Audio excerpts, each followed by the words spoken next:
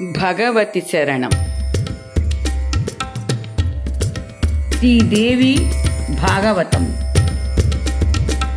రచన సుబ్రహ్మణ్యం పిళ్ళై గిరిధరన్ గారు.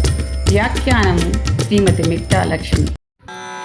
దేవి కుండలిని మూలాధారము నుండి లేచి సుషుమ్నా మార్గమున పయనించుచు బ్రహ్మరంధ్రమును చేరుకొనని చింతన చేయాలి. సోహం అను మంత్రముతో జీవుని బ్రహ్మయందు అనుసంధానం చేయాలి. పాదములు మొదలుకొని మోకాళ్ళ వరకు పృథివీ స్థానము. ఇది లం బీజముకు అంకితమైనది. మోకాళ్ళ నుండి నాభి వరకు జలస్థానమని జలమండలము బం అను బీజమంత్రముతో అంకితమైనది. నాభి నుండి కంఠం వరకు గల భాగము అగ్నిమండల రం బీజముతో కూడి ఉండునని భావన. హృదయము నుండి పై కనుబొమల వరకు వాయుమండలముగా ధూమ్రవర్ణముతో ఎం అను బీజముతో అంకితమై ఉన్నట్లు భావన. కనుబొమల మధ్య నుండి బ్రహ్మరంధ్రం వరకు ఆకాశమండలము హం అను బీజము అంకితమై ఉన్నట్లు ధ్యానించాలి. పృథివిని జలమునందు, జలమును అగ్నియందు, అగ్నిని వాయువునందు, వాయువును ఆకాశమునందు, ఆకాశమును అహంకారమునందు, అహంకారమును మహత్వమునందు, మహత్వమును ప్రకృతి యందు విలీనం చేయాలి. ఇదే భూత శుద్ధి. భస్మము పరమ జ్ఞాన సంపన్నుడై అనాది జన్మముల నుండి ప్రోగైన పాప సముదాయమును పురుషుని రూపమున ఎడమ కుషియందు కూర్చుని ఉన్నాడు. అంగుష్ట ప్రమాణము గల ఆ పాప పురుషుడు కృష్ణవర్ణం కలవాడు. పాపుల యొక్క సాంగత్యమే 2 చర్మములు. ఉపపాతకము అతని మస్తకము. చేతులలో దాలును ఖడ్గమును కలిగినాడు. యమ్మను మంత్రమును ప్రాణాయామంతో వాయువును నింపి శరీరమును శుష్కింప చేయాలి. రమ్మను వన్ని బీజం ద్వారా అగ్నిని ప్రకటితం చేసి పాప పురుషుని భస్మం చేయాలి. కుంభక జపము చేత పాప పురుషుడు భస్మమయ్యను. యం అను వాయుబీజ జపము చేత రేచక ప్రాణాయామం ద్వారా బయటకు తీసుకొని రావాలి. శరీరం నుండి ఉత్పన్నమైన భస్మమును పం అను సుధా బీజమును ఉచ్చరించుట వలన అమృతంతో దానిని తడుపవలను. లం అను భూబీజముతో హమ్మను ఆకాశ బీజమును ఉచ్చరించి ఆ అండమును వికసిత రూపమున మార్చవలను. సోహం అను మంత్రము ద్వారా హృదయ కమలము మీద ఆత్మను విరాజమానం చేయాలి. రక్తవర్ణంతో కూడిన జలముతో ఒక సముద్రం కలదు. అందు ఒక నౌక ఉంది. దాని మీద ఒక కమలం వికసించింది. దానిపైన ఈ దేవి విరాజమానురాలై ఉంది. ప్రాణశక్తి స్వరూప భగవతి కుండలిని మాకు సుఖమును ప్రసాదించుగాక. పరమాత్మ స్వరూపిణి ప్రాణశక్తి యగు దేవి కుండలిని ధ్యానించవలను. భస్మధారణం చేయాలి. విభూతిని అలదుకొన్నచో గొప్ప ఫలము కలుగును. నారాయణుడు భస్మ మాహాత్మ్యమును, భస్మ భేదమును, భస్మధారణ విస్తృతముగా వర్ణించి త్రిపుండ్ర మహిమను తెలిపెను. నారద, భస్మధారణ విస్తృత మహత్యమును నేను నీకు వినిపించితిని. సంధ్యోపాసన యొక్క ప్రసంగము విను. సంధ్యోపాసన. ప్రాతకాల సంధ్య తారలు ప్రకాశించుచుండగా, మధ్యాహ్న సంధ్య సూర్యుడు ఆకాశం నుండగా, సూర్యుడు పశ్చిమ దిక్కు వెళ్ళినప్పుడు సాయంకాలపు సంధ్య చేయు విధానం కలదు. తారలు కనిపించినంత వరకు సంధ్యకు ఉత్తమ కాలం. సూర్యోదయం వరకు మధ్యమ కాలము. సూర్యోదయమైన తరువాత అధమ కాలముగా ప్రాతకాల సంధ్యలు చెప్పబడినవి. సూర్యుడు కనిపించుచుండగా సాయంకాలపు సంధ్య ఉత్తమము. సూర్యాస్త సమయము తరువాత చేయు సంధ్య నిమ్న శ్రేణికి చెందినది.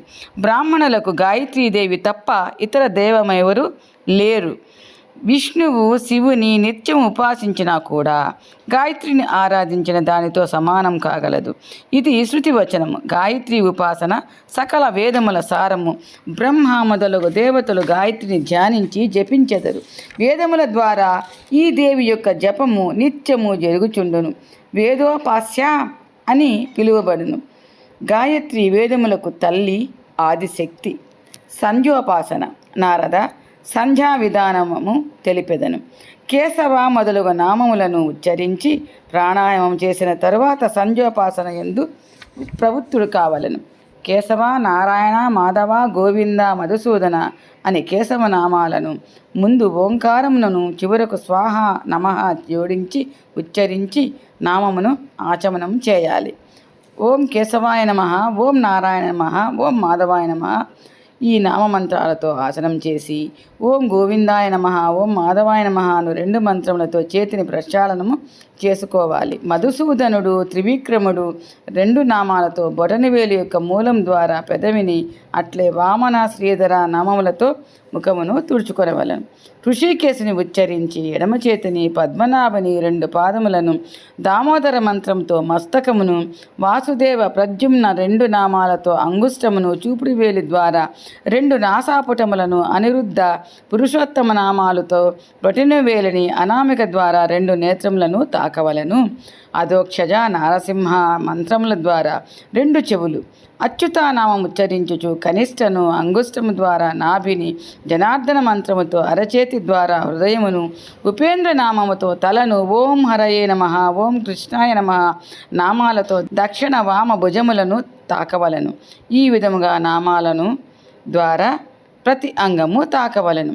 కుడి చేతితో నీరు తాగినప్పుడు ఎడమ చేతితో కూడా ఆ పాత్రను తాకవలను. చేతి ముద్ర గోవు చెవి ఆకారమున ఉండవలను.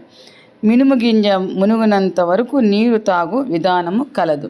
ప్రాణాయాము ఓంకారము ఉచ్చరించవలను. ప్రణవము స్మరించుచు గాయత్రిని జపించాలి. నాసిక యొక్క కుడి రంధ్రము నుండి వాయువును పీల్చుకోవాలి.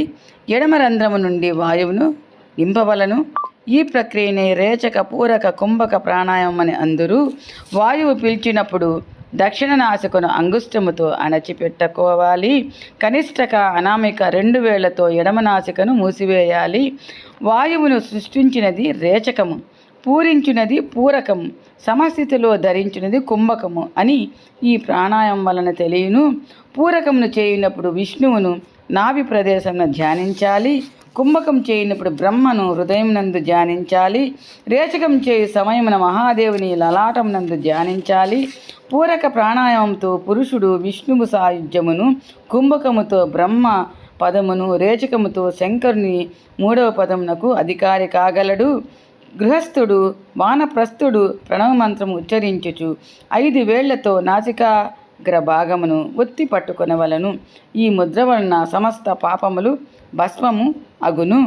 దోసలి యందు నీటిని తీసుకొని తర్జని అంగుష్టములను దోసల నుండి నేరుగా ఉంచవలను. సూర్యనారాయణ వైపునకు చూచి గాయత్రి మంత్రముతో అభిమంత్రించిన జలమును ఆ స్వామికి అర్పణ చేయాలి. ఉపాసకుడు సూర్యమంత్రమును పఠించుచు స్వామికి ప్రదర్శన చేయాలి. ప్రాతకాలమందు కొంత నమ్రుడై మధ్యాహ్న సమయం నందు దండం వలె నిటారుగా నిల్చుని సాయంకాలం కూర్చుని ద్విజుడు భగవంతునకు సూర్యునకు జలము అర్పించాలి.